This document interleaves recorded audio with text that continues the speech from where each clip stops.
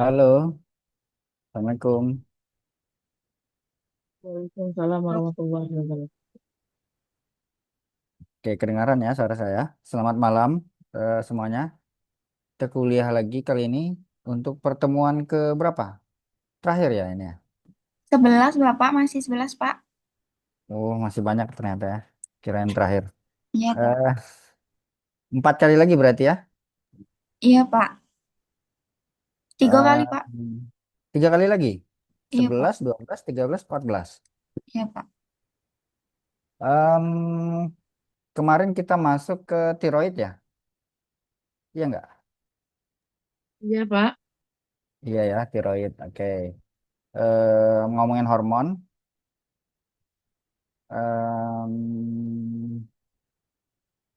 Untuk topik endokrin sudah belum ya? Hormon sendiri itu apa?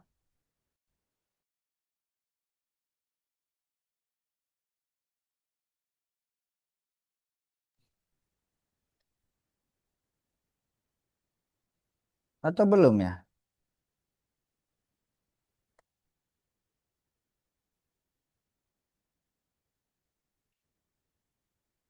Endokrin.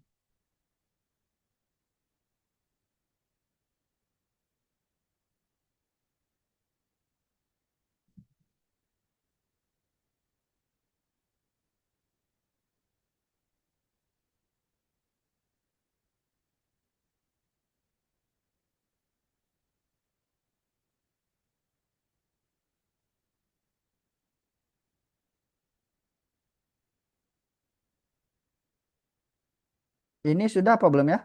Farmakologi obat pada sistem endokrin? Hmm. Belum. Ini gambarnya nih.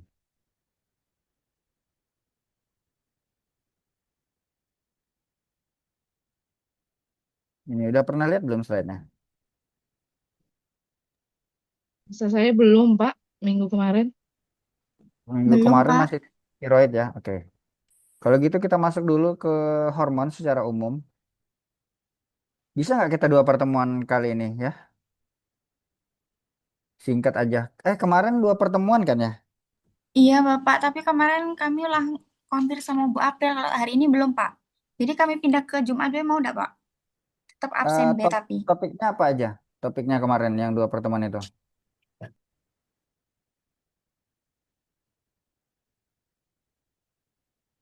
Kemarin kan tiroid. Satu lagi apa ya?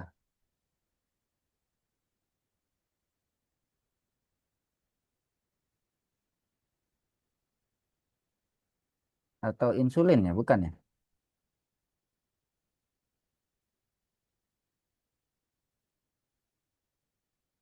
Apa ada yang nyatet?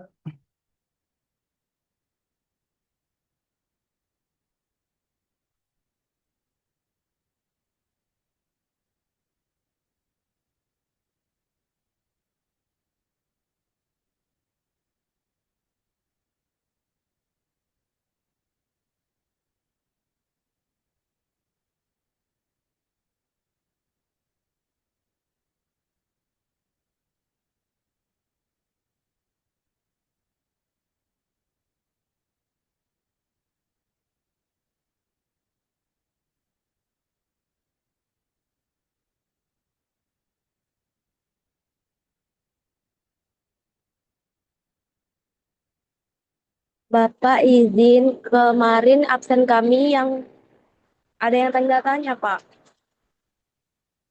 Tanda tanya di mana tuh di Spada ya? Iya, Pak, yang di jam sampai jam 10 itu, Pak. Tanda tanya. Ta- Kayaknya telat absen ya, Pak itu. Kalau tanda tanya kayaknya nggak absen lah itu ya. Iya. Izin Pak saya juga Eh, Pak. Iya, Pak. eh, Kalau absennya nanti bisa diedit. Cuman pertemuannya apa ya kemarin ya?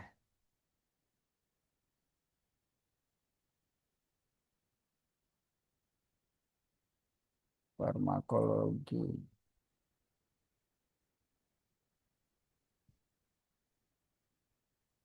Biar nggak makan waktu ya sudah. Lanjut aja lah. Saya presentasi dulu. Kalau ada yang mau tanyakan silakan ya. Bismillahirrahmanirrahim. Kita kali ini masuk ke diabetes mellitus ya. Di mana salah satu hormon yang berperan di sini adalah endokrin. Sorry, di mana yang berperan di sini adalah insulin. Jadi diabetes mellitus adalah kondisi kronik di mana tubuh tidak bisa memproduksi atau tidak bisa menggunakan insulin eh, di dalam mengontrol gula darah. Jadi diabetes mellitus itu ada beberapa literatur yang digunakan, ada di Piro, ini buku, kelompok gangguan metabolisme yang ditandai dengan hiperglikemia. Hiperglikemia itu meningkatnya gula darah eh, ditandai dengan hiperglikemia dan kelainan pada karbohidrat, lemak, dan protein. Jadi tiga ini. Kemudian berdasarkan Perkeni, diabetes mellitus itu kelompok penyakit metabolik dengan karakteristik hiperglikemia yang terjadi karena kelainan insulin. Kemudian berdasarkan WHO, itu gangguan metabolisme kronis dengan multi etiologi. Banyak penyebab ditandai dengan tingginya kadar gula darah serta gangguan metabolisme karbohidrat, lipid, protein. Ini presensi diabetes persennya ya. Jadi bisa dilihat ini hingga tahun 2019. Ini pada tahun 2019 maksudnya. Secara global 8,3%. Di Asia Tenggara ini dia 11,3 termasuk yang tertinggi ya, nomor 3 tertinggi.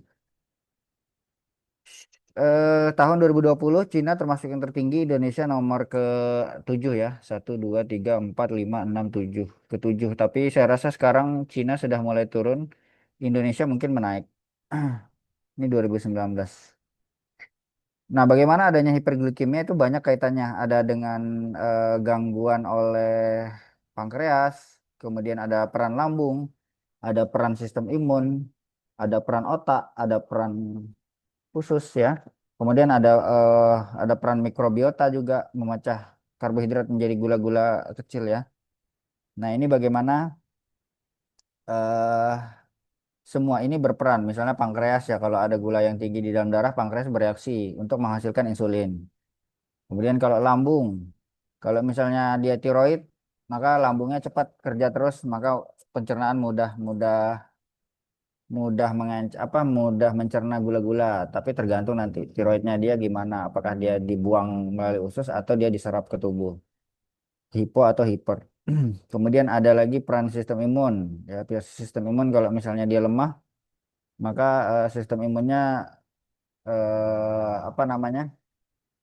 Mudah terinfeksi sehingga nanti kalau sistem imun yang melemah eh, kalau bakteri mulai tumbuh di organ-organ tertentu kemudian bisa kaitannya sama otak nanti stres misalnya maka bisa saja pengaruh ke metabolisme bisa pengaruh ke gula nanti ya dan seterusnya. Nah, prevalensi di Indonesia yang tertinggi adalah di Jakarta. Sebenarnya kenapa Jakarta? Karena Jakarta rajin ngecek ya. Kalau di NTT ini bukan berarti tidak ada, tapi jarang dicek aja. Fasilitasnya sangat sedikit.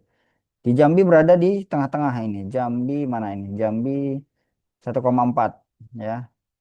Di Jambi ya nggak tahu ini apakah memang rendah nilainya atau memang nggak pernah dicek sama masyarakatnya.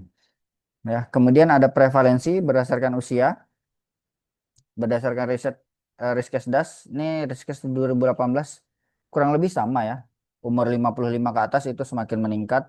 Umur 75 ini ya kalau dia sehat sampai tua pun dia tetap sebenarnya tidak terlalu banyak gitu ya.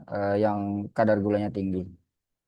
Ini klasifikasi ada DM tipe 1, ada DM tipe 2, ada DM gestasional ya.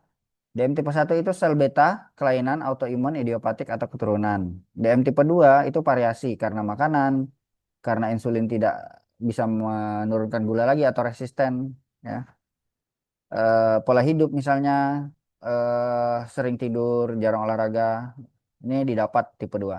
DM gestasional ini didiagnosis pada trimester kedua atau ketiga kehamilan, jadi karena kehamilan dia efek efek kehamilan sehingga gula darahnya bisa meningkat.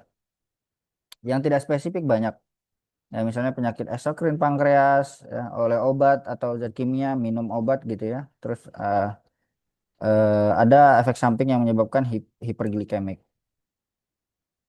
Diabetes itu disebabkan kenaikan gula darah akibat kerusakan sel beta pankreas ini DM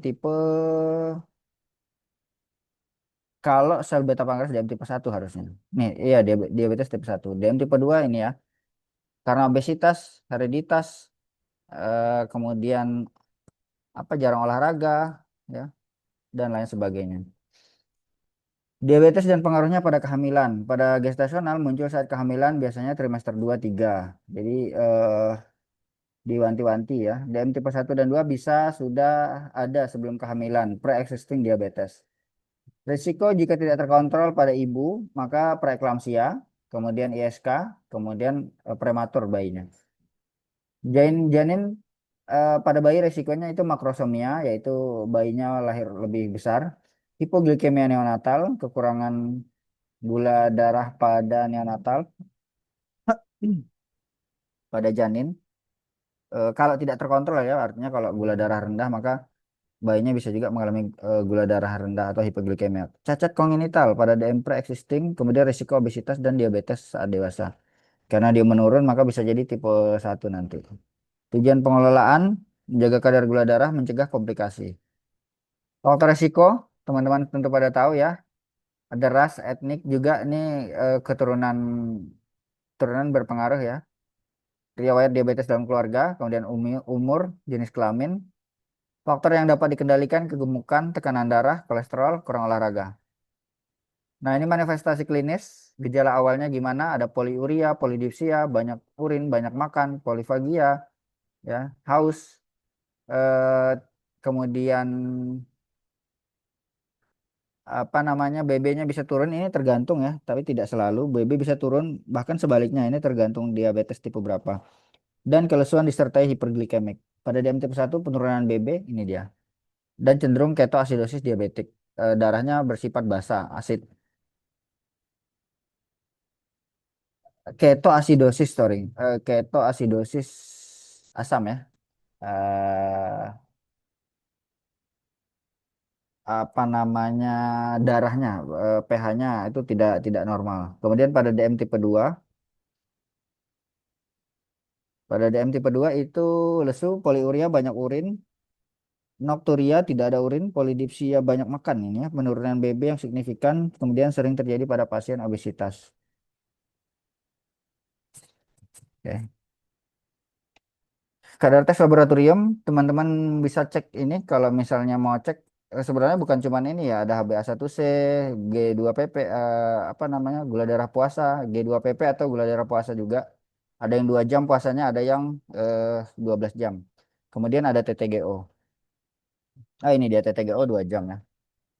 Eh HbA1c prediabetes, sorry, diabetes itu lebih dari 6,5%. Kalau prediabetes 5,7 sampai 6,4, kalau normal ya kurang dari 5,7%. Kalau GDP nilainya kurang dari 125 ya. Kurang dari sama dengan 125. Itu prediabetes, 100 sampai 125. Nah, kalau normalnya kalau dia puasa ya kurang dari 100 sih. Kalau kurang dari 70 maka dia hipoglikemik. Kalau puasa 2 jam atau TTGO ini mungkin teman-teman pada tahu ya serbuk serbuk gula yang anhidrat dimasukkan ke dalam air kemudian diminum. Diminum cukup banyak ini gulanya jadi sangat manis nanti. Nah, dibiarkan 2 jam baru nanti dicek gulanya. Nilai normalnya kurang dari 200 mg per desiliter. Tujuan terapi yang tadi to promote overall well-being of patient in mobility and psychological wellness. Jadi memperbaiki kehidupannya ya dan psikologisnya. Kemudian untuk membuat penundaan, delay complication, mencegah komplikasi. Kemudian untuk mengurangi kesakitan, kematian juga dari komplikasi. Bahkan bisa nanti infeksi misalnya atau gangguan jantung dan lain-lain. Ini tata laksana algoritma DM tipe 2 ya. Kalau misalnya HbA1c kurang dari 7,5%, maka yang diberikan ini monoterapi, satu terapi, satu obat aja gitu. Metformin, sulfonylurea ya. Kemudian ada alfa glukosidase inhibitor, ada golongan thiazolidinedion, penghambat DPP-4, penghambat SGLT2 dan agonis GLP. Ini metformin nama obat ya. golongan biguanid. Nah, kemudian penghamba sulfonylurea, glinit, rateglinit, nepaglinit. Ya, kemudian ada golongan apa? Thiazolidinedion, ada SGLT, sitagliptin, ya.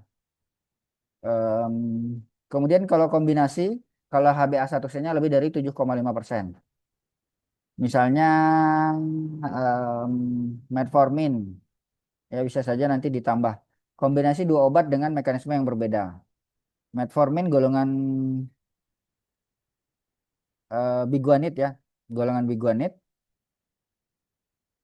eh, dikombinasikan dengan salah satu obat tapi mekanismenya berbeda.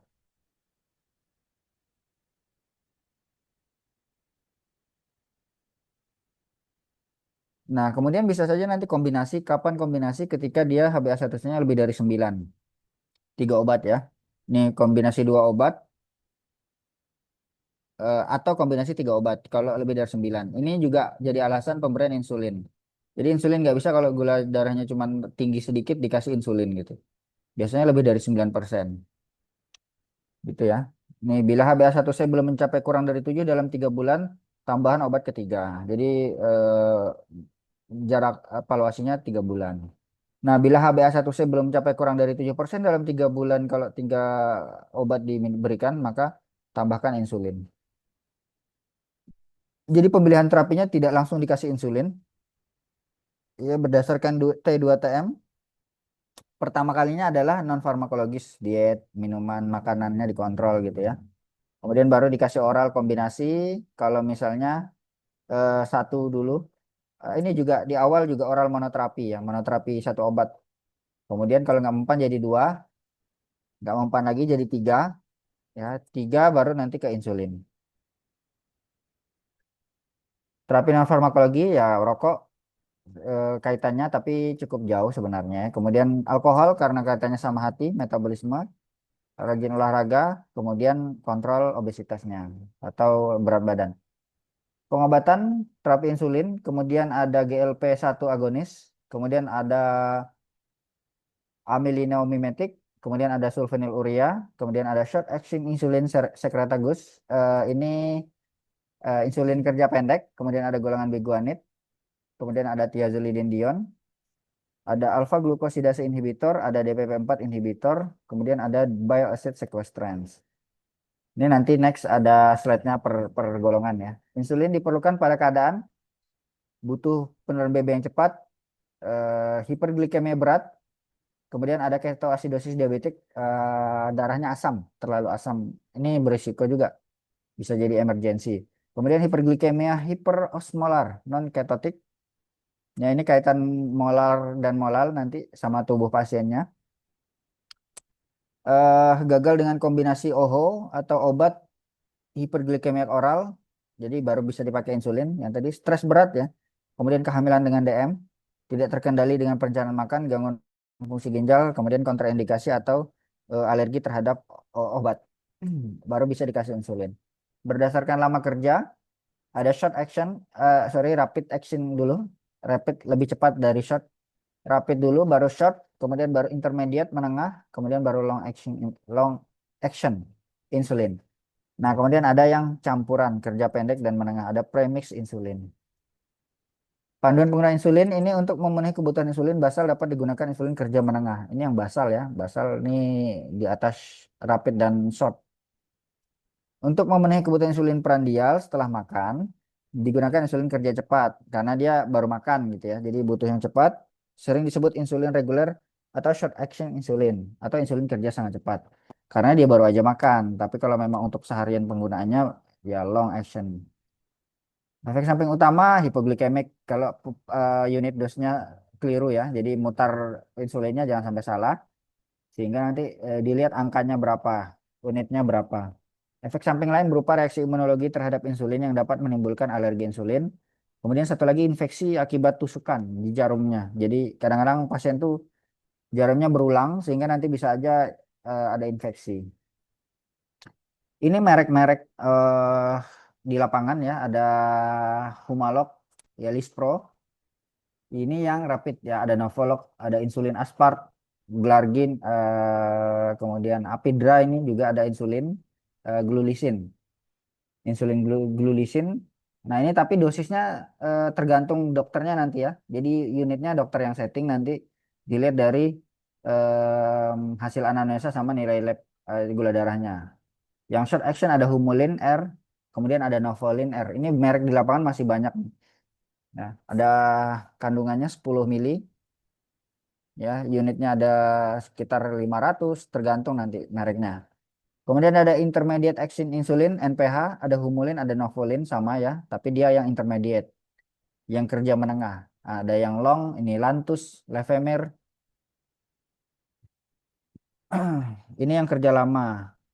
Ya biasanya penggunaannya justru lebih jarang dibandingkan yang rapid ya karena dia memang untuk jangka lama awet insulin dalam darahnya.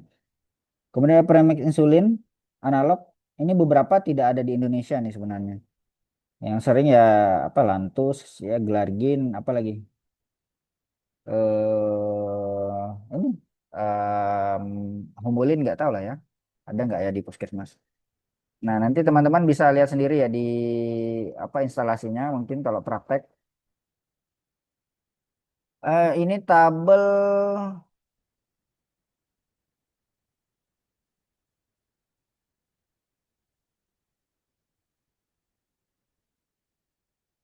apa nih?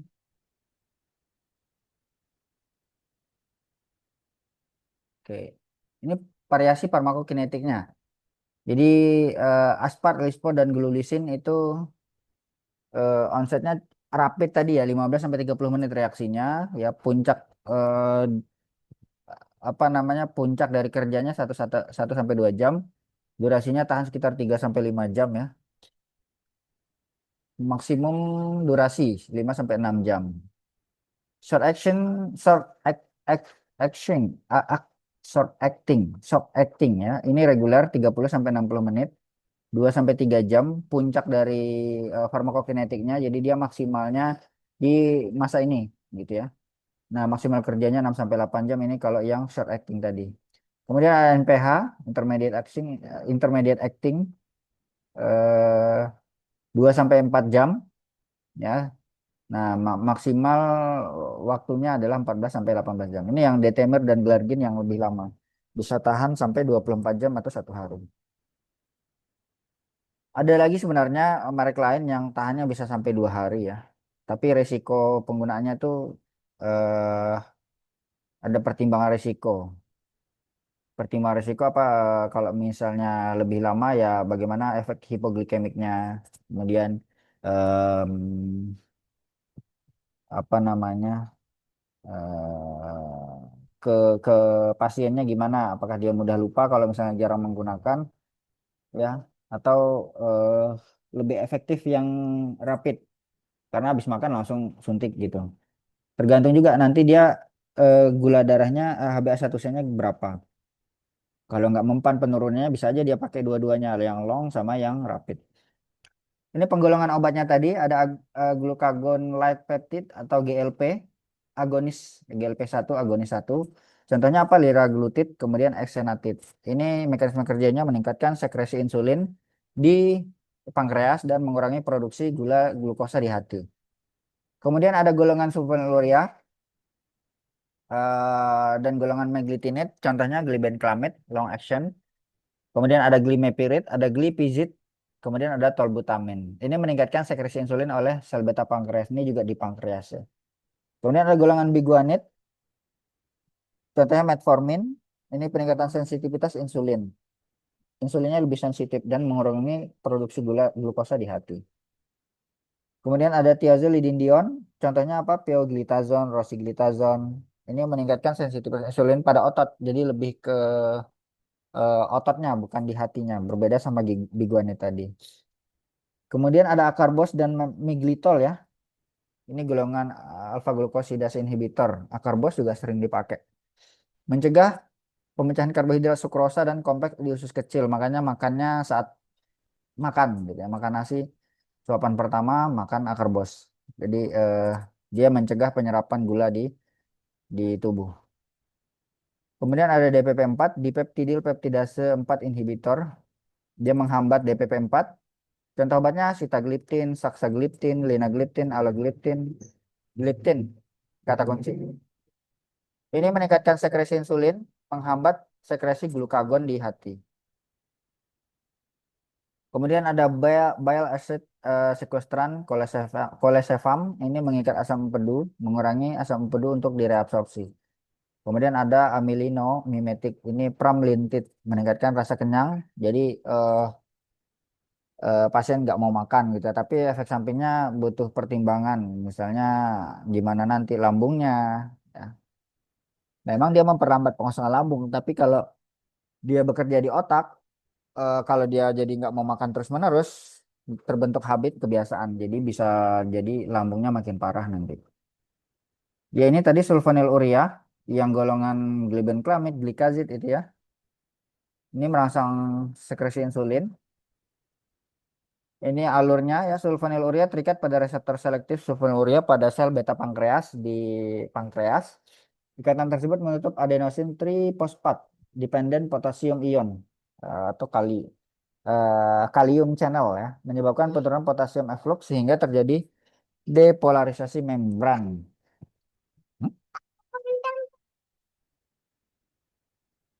Nah, kemudian terjadilah pembukaan channel kalsium sehingga masuk melalui membran. Nah, peningkatan kalsium terjadi di dalam sel, jadi menyebabkan translokasi perpindahan artinya ya. Yang mensekresi insulin ke permukaan sel terjadi eksositosis yang diakibatkan oleh granul insulin, maka terjadi peningkatan sekresi insulin dari pankreas didistribusi melalui pena portal dan menekan produksi glukosa hepatik. Pena portal artinya pembuluh pena di darah. Ini menekan eh, penciptaan glukosa atau gluconeogenesis di hati. Hepatik ini hati.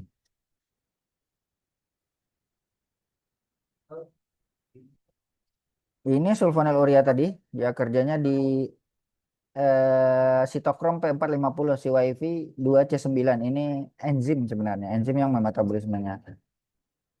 Jadi kalau misalnya ada obat yang berkaitan sama ini, maka efek efek interaksi obatnya bisa nanti berpengaruh apa dia meningkatkan eh, apa namanya kadar obat lawannya sitokrom P450 atau tidak. Ini kalau di hati ya, apa yang di sitokrom P450 kalau di hati ya bisa kaitannya sama paracetamol ya. Karena efek samping paracetamol adalah hepatotoksik. Tapi tidak selalu, maka nanti harus dikaji.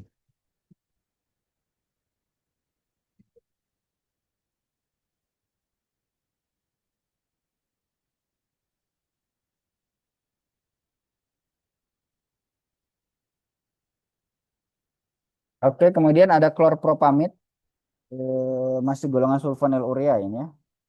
Tapi ada kontraindikasi pada wanita menyusui, porfiria, ketoasidosis.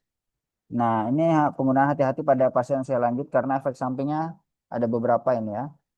Bahkan pada gejala hematologik termasuk trombositopenia. Jadi hati-hati. Sebenarnya jarang digunakan sepertinya ya. Tapi nggak tahu nanti kalau di lapangan. Saya rasa klorpropamid juga jarang. Karena resikonya ya bisa jadi nanti jantung.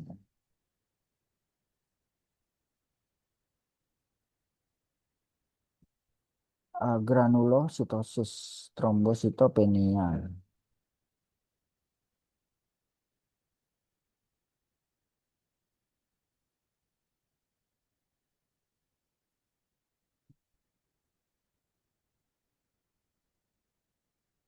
Kemudian bisa jadi nanti pasiennya juga mengalami hiponatremia dan fotosensitivitas terhadap cahaya ya. Kemudian hipoglikemik, gangguan fungsi hati dan ginjal. Ya sebenarnya yang paling berpengaruh adalah bagian atas ini ya, hematologik tadi, trombositopenia, trombositnya menurun, jadi encer darahnya, bekuan darah susah terbentuk. Kemudian granulositosis. A ini ketiadaan tidak granulositosis, ketiadaan sel-sel granulosit eh, pada sel leukosit. Kemudian anemia plastik, ada anemia akibat ketidakmampuan tubuh menghasilkan sel darah merah eritrosit. Ini efek samping yang dihati-hatikan sebenarnya. Oke, ini glikazid. Ini merek di lapangan aja, tidak spesifik. Ini glibenclamid, ya. tapi juga sering dipakai walaupun kontraindikasinya seperti klorpropamid tapi tidak spesifik. Ya, karena dia sedang keringan, glibenclamid masih masih sering dipakai dibandingkan klorpropamid.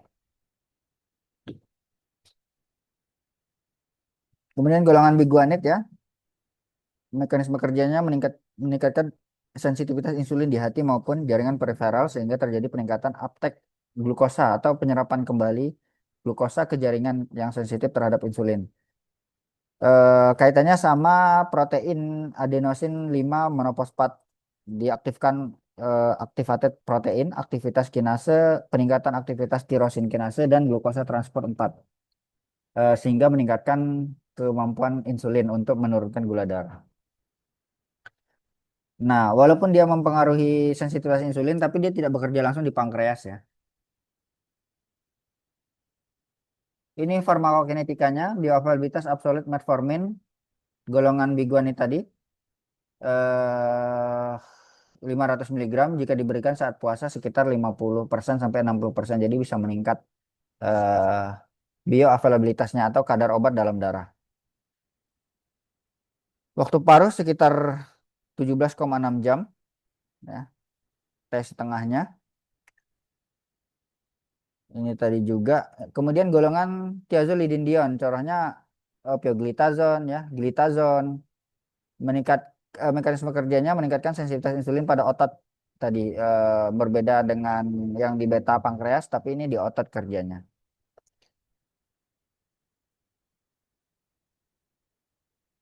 Em, Enzim yang bekerja dipengaruhi di sini adalah, yang bekerja sebagai pemetabolisme adalah CYP2C8 ya. Nanti berarti kalau interaksi obat maka dicek enzim ini. Misalnya apa yang berpengaruh terhadap CYP2C8. Waktu paruh 3 sampai 7 jam untuk pioglitazone, kemudian rosiglitazone 3 sampai 4 jam. Oke, ini tadi sudah. Ini penghambat alfa glukosidase. Contohnya tadi akarbos ya, akarbosa. Ini sebagai tambahan terhadap sulfonylurea atau biguanid pada DM yang tidak dapat dikendalikan oleh obat diet. Ini pilihan kalau misalnya monoterapi tadi nggak mempan, maka bisa ditambahkan akarbos. Anak usia di bawah 12 tahun, wanita hamil, wanita menyusui, kolitis ulceratif, kemudian obstruksi usus ya pada apendisitis misalnya usus buntu, kemudian gangguan fungsi hati pada pasien hepatitis, gangguan fungsi ginjal berat, hernia, kemudian riwayat bedah abdominal, maka ini dikontraindikasikan penggunaan akarbos. Miglitol, ini mirip akarbos. Kemudian ada inhibitor DPP4 tadi, dipeptidil peptidase 4, gliptin ya, sitagliptin, vildagliptin. Mekanisme kerjanya sesuai nama golongannya, yaitu menghambat dipeptidil peptidase 4 dengan memperpanjang waktu paruh glukagon like peptide atau GLP1 endogen. Pada penderita DM tipe 2 terjadi defisiensi GLP ya, atau kekurangan glukagon like peptide sehingga nanti DPP4 ini mereduksi peningkatan glukagon. Kalau dia dihambat maka tidak terjadi peningkatan glukagon setelah makan dan menstimulasi sekresi insulin dependen ke darah.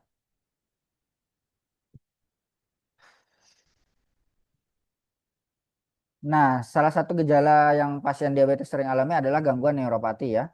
Nah, ini terapi untuk neuropati dan gangren pasien bisa direkomendasikan, yaitu terapi farmakologi untuk neuropati dosis rendah misalnya gabapentin, pregabalin ya, kemudian dan berbagai analgesik termasuk tramadol dan obat antiinflamasi. Tapi ini tahun 2015.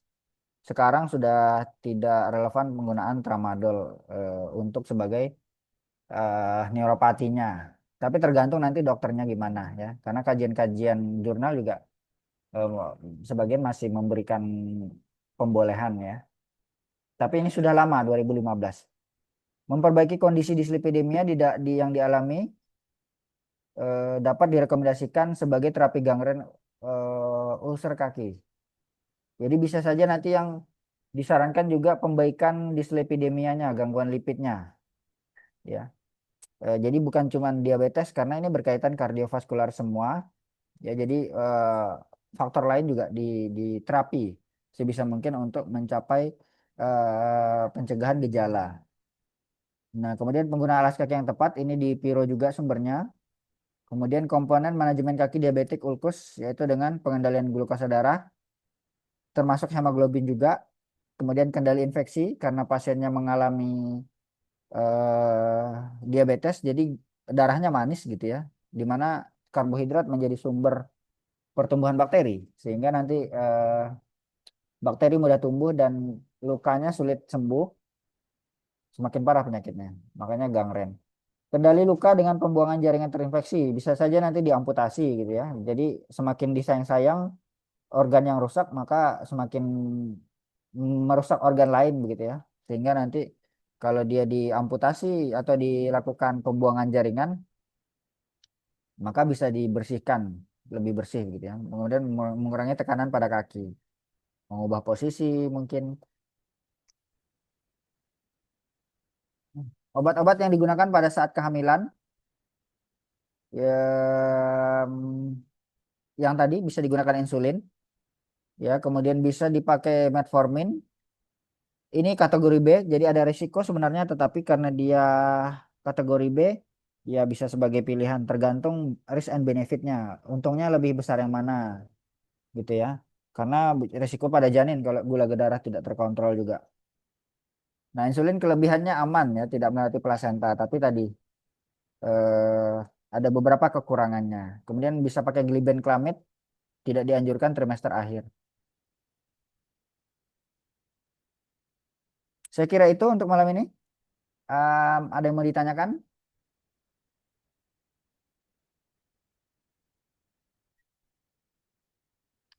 Cukup kayaknya ya. Oke, kalau gitu teman-teman silakan absen di Spada, jangan lupa. Saya akhiri dulu ya. Wabillahi taufiq wal hidayah. Wassalamualaikum warahmatullahi wabarakatuh. Waalaikumsalam warahmatullahi wabarakatuh. Makasih Bapak.